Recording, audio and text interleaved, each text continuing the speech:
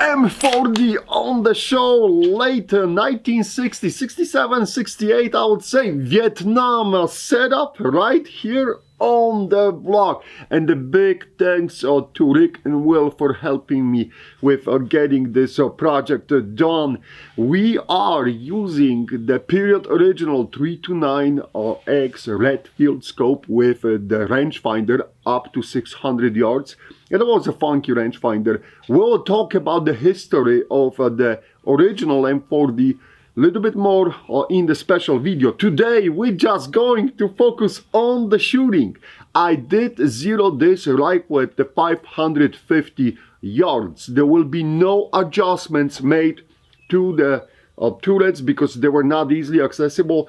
Marines were zeroing, Marine snipers were zeroing it at the 500 yards and they were executing holdovers. The difference why I zeroed at the 550, because I'm hoping we're going to push it to the 700 yards today. We will see on that. But either way, rifles were zeroed at the 500 yards and they had to execute the holdovers on the fly. So of course tremendous marksmanship skills. You have to memorize literally how you're looking through the reticle, because it's basically just the crosshairs, and then you got the steady lines in the upper portion of the reticle for estimating the range, and that's it. There is no grid, there is no autos reticle, there is no holdover points, nothing. So that takes some discipline. We will see how we're going to do. Down the range, we're starting from 300 yards.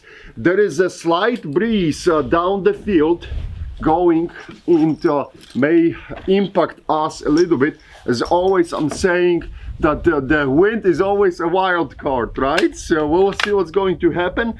I'm using the 175 grain ammo. Of course, period original ammo will be 173 grain M118 match grade, but I cannot find those rounds. So this should do just fine. We will see how this is going to go. One more thing, I do not have the follower or the spring in the magazine because that was misplaced, and I'm still waiting for those parts to arrive. So I'm going to manually push the round to the chamber, and don't get scared with the weird way I'm loading this rifle. All right, Ula behind the camera. Are we ready with 300 yards target?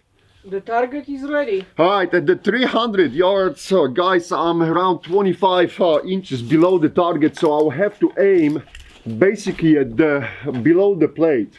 And that's what I'm going to do. I'm going to, because with the 550 yards zero, I'm that high at 300. So we have to aim below, and I'll aim, I'll adjust a little bit for the way, not much, a little bit.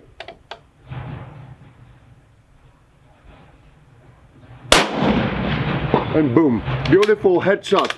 You cannot make this up. I see in the scope. So yep, look, hey, my holdover workout. Hey, Rob is as good as the guys in Vietnam. Congratulations. All right, so we got the first hit. Ula will move to the 350 yards now. 350 yards, and this is, again, I'm almost 23 inches high, so I have to aim again below the plate, and that's what I'm going to do. I do not promise now the headshot because I just want to be on the plate. I'm not going to risk it. I could push it for the headshot, but let's just focus if we can cycle through those targets. So that would be satisfactory. Okay, Ula, how are we doing with 350? Target is ready. Target is ready, but I am not ready. Now I am ready. And look, I'm not making any adjustments to the scope. So again, we have to be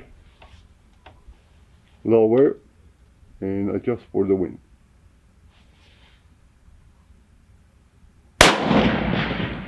And boom, I told you I'll try for the head, and I think I got it. So let me see. Yes, right above the screw. So theoretically a neck shot, not the head shot. But then again, guys, look, this rifle is an absolutely tech driver. If I'll screw up, that's on me. But another successful holdover. Ula will be cycling to 400 yards. 400 yards target. I'll put the round into the chamber. So when she's ready, she's ready. At the 400 yards, we are still around 20 inches too high. So I gotta aim, according to my calculations, probably at the bottom of the plate, and that should take us somewhere around the neck level. So we will see, we will see. Not much to reference from that reticle, but hey, guys did it in combat, so I should have no trouble cycling to the targets on the range, right? The only stress I have is talking to you. Ula, how are we doing with 400? Target is ready. Target is ready. All right. All right. Watch out for wind.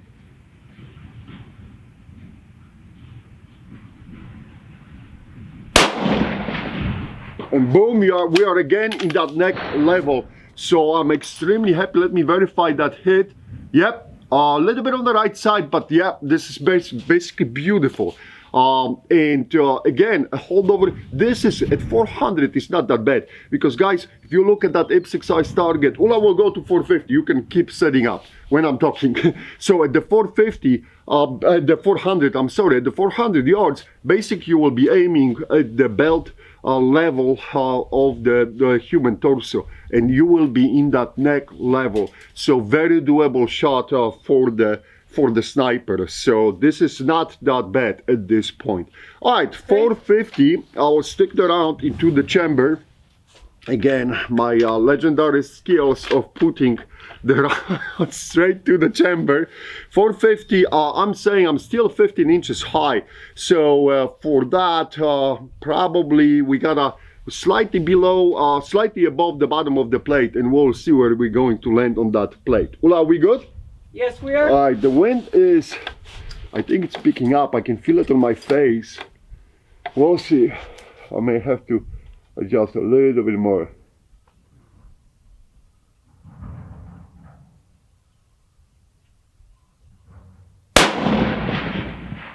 Boom, look at that, guys, and I'm again on that neck level. I mean, whoever created that dope, what are you trying to say? So, for those who will complain, well, it's not in the center of the body of the mess, that's right, because we don't want to hit the plate carrier. Just joking, there were no plate carriers. They only wearing the flag jackets in Vietnam. But yeah, that's a very good hit again. Ula will go to 500, so you can start working on it. And so far, the notes and calculations are working perfectly, guys. So this is, I'm really happy how we going. So at the 500, we will be still around 9 inches high. On the plate, not a big deal, manageable. And so at the 500, I will just aim above the like you would say, the belt line level, and hopefully we'll land somewhere in the middle of the plate. So at this distance with this scope, I'm not, you know, if we'll score some good hit, I'll be happy. It doesn't have to be a head shot at the 500 yards, but hey, we'll see what I can do, right? I'm not promising anything, but I'm probably not going to be cocky. I will see how that wind is trending. Ula, how we doing? Let's go. All right, and you can see at the 450 I got moved a little bit to the left, so I'll bump it up that holdover.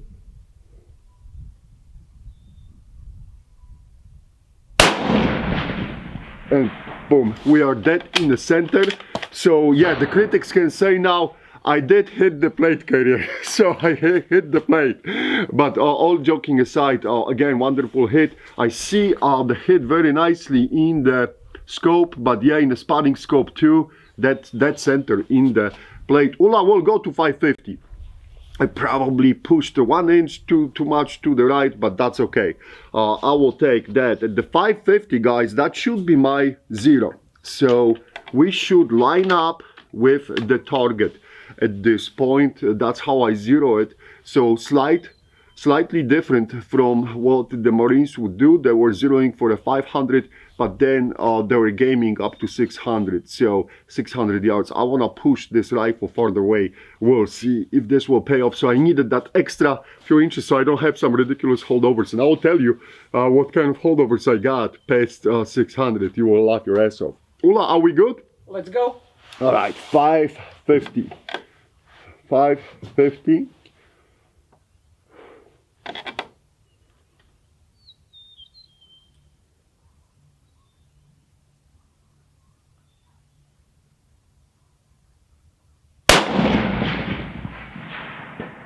Boom, I dropped on the plate a little bit, and this is I was scared to hold a little bit higher, but you know what? Ula, are we still on the 550? Yes. Let me correct myself. I don't like that hit. Let me see if I can produce a better hit on this plate here. I'll aim slightly higher.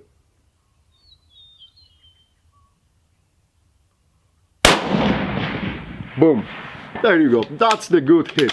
That's how you should shoot, Rob. Okay, beautiful hit, that in the center. So again, it was on the shooter. We got the guy, but we got him like on the left side. Nasty hit either way, if this would be a real life target. Ula will go to 600. We'll go, but you see, guys, I'm not touching the scope. I'm not doing any adjustments. And look how manageable this rifle is, and how you can keep scoring. So at 600, I have to aim at the top of the head, and the shot will land. Shot will hopefully land around the neck or upper body, upper portion of the chest. So let me push the round to the chamber. Waiting for Ula. I'm ready. Oh, she's ready. All right, let's see. 600 yards. Top of the head.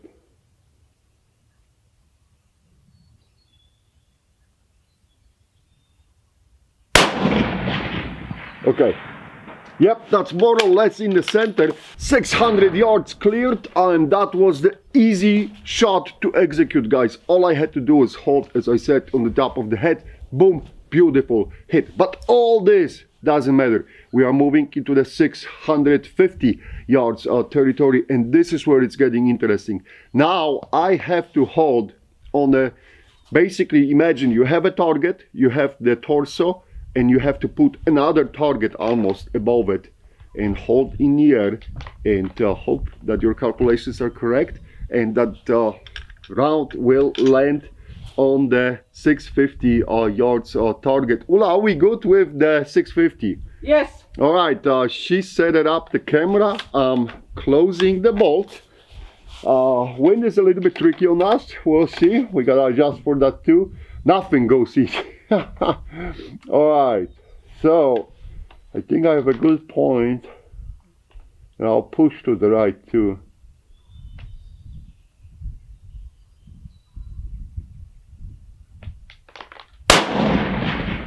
Boom! That's a hit on the target, guys.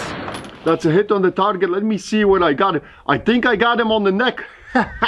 Oh my gosh. What a killer. Boom. Again, there you go. Totally doable shot. Ula will move to 700. So the 650 holdover, absolutely ridiculous. That's a difficult shot for me. But hey, look. Boom. Another very good hit. So if you will do your job as a shooter, the system would deliver. And as was proven in the history, right? Because these guys did outstanding job and stuck up the bodies there. So imagine, you know, that you're doing this not on the range, but in a combat environment. Wow. Anyhow, Ula, are we good with 700? Yes, let's go. All right, and now I have to aim to a little bit it's 37, 38 inches, if I remember, above the targets. Oh my goodness, a little bit more than at the 650. So it should be fun. All right, watch out for the wind.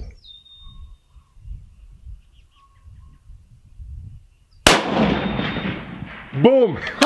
Seen it! I seen it dead in the center at 700 yards.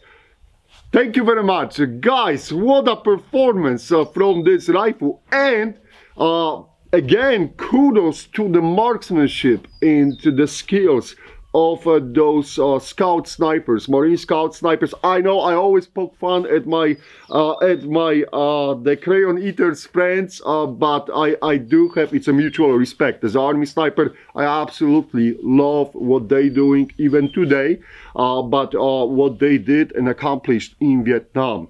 And look guys, we have not touched this scope. We just went and cycled through the targets with the holdovers, and we execute the holdovers. We had to watch out for the wind. I will tell you, at 700, I noticed I'm going from right to left on the wind in that red field scope, and you can see it. It's not the bad glass at all. So I hold it quarter target to the right, past the target. So if you imagine, this is the target, so I moved the reticle to the quarter on the right, and then I moved almost basically 2 targets up to score that hit at the 700 yards. And the results speaking for their own. Absolutely amazing performance. I'm so happy with this rifle. Again, big thanks to Rick, big thanks to Will. You guys are awesome, and we are going to have the episode about the history of the M40, and we'll talk a lot about what was done with those rifles and how they were set up, and I'll explain why this rifle has this type of the camo. This is the Vietnam era setup, guys, and I'll explain why that happened. So you will see, this is going to be an awesome episode, so stay tuned. But that's it for the M40. Right now, the late 60s era setup, and we basically replicated what the Marines were doing when qualifying in Vietnam from the sniper school. So there you go, out qualify. Okay guys, thank you for watching. Big thanks to the Patreons, Patreon of the week, right here the name going, and thanks, and see you in the next videos and next episodes. Bye guys.